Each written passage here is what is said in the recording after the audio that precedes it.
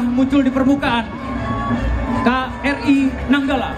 Kita sambut KRI Nanggala 402. It's just great, but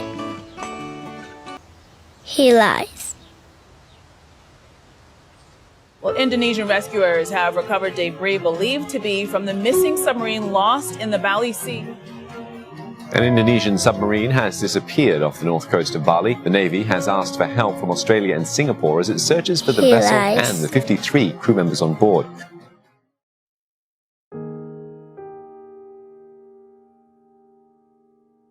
Tahukah kamu sejarah KRI 402? Seperti diketahui, KRI Nanggala 402 ini dibuat pada tahun 1977 dan mulai difungsikan pada 1981.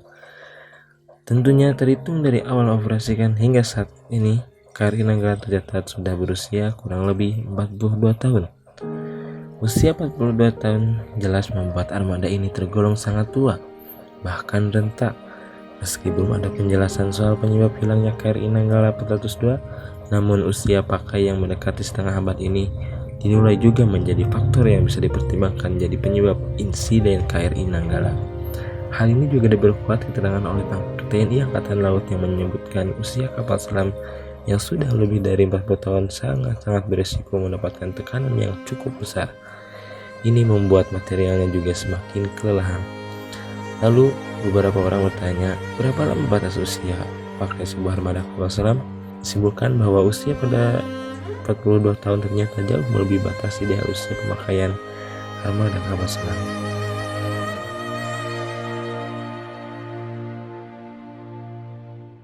Tahukah kamu profil dari KRI Nanggala 402? Pertama, dibuat pada tahun 1981 di negara Jerman Barat. KRI Nanggala ini dibuat oleh perusahaan pembuat kapal Howaldtsee di Kiel, Jerman Barat.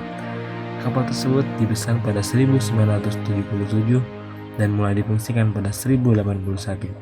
Kapal selam ini memiliki tipe 209/1300 dan banyak digunakan oleh Angkatan Laut sedunia. 2. Diambil dari nama pewayangan.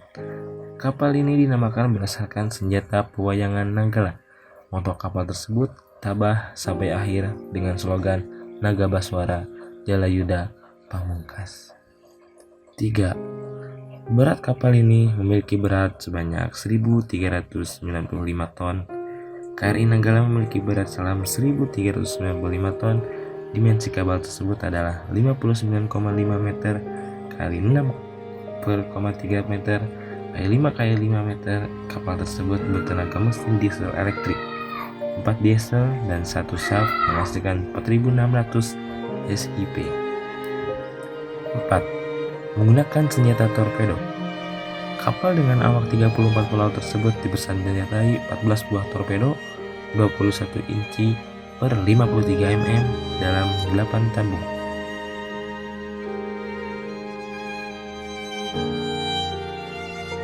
Tahukah kalian 7 fakta menarik KRI Nanggala 402 tenggelam terdeteksi di kedalaman 850 meter?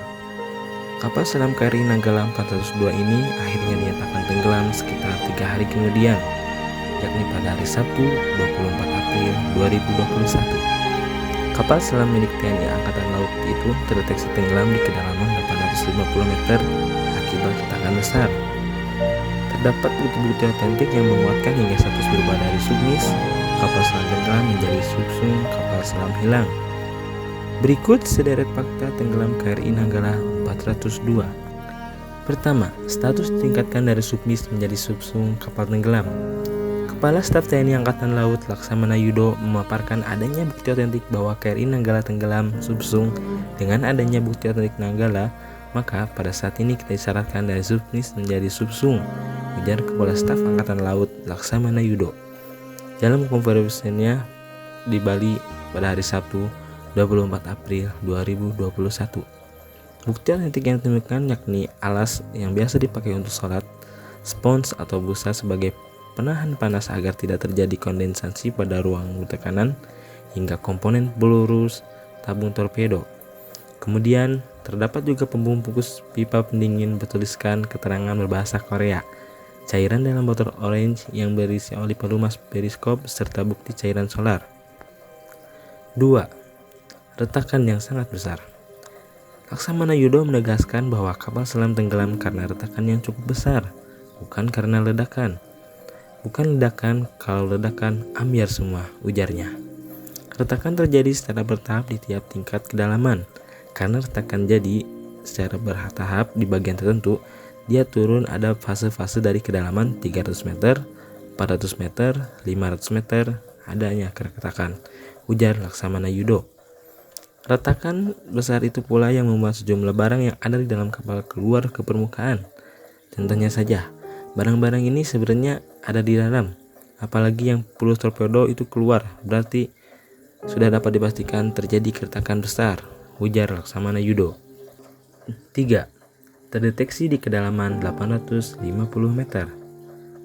Saat ini tim mendeteksi keberadaan kapal KRI Nanggala 402 di kedalaman 850 meter.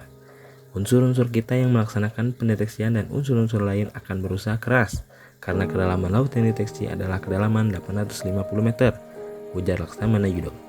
Dengan kondisi tersebut, tim ini dipastikan menghadapi kesulitan hingga risiko yang sangat tinggi. Ini riskan dan memiliki kesulitan tinggi untuk ROV dan penangkatan nantinya, ujar Laksamana Yudo.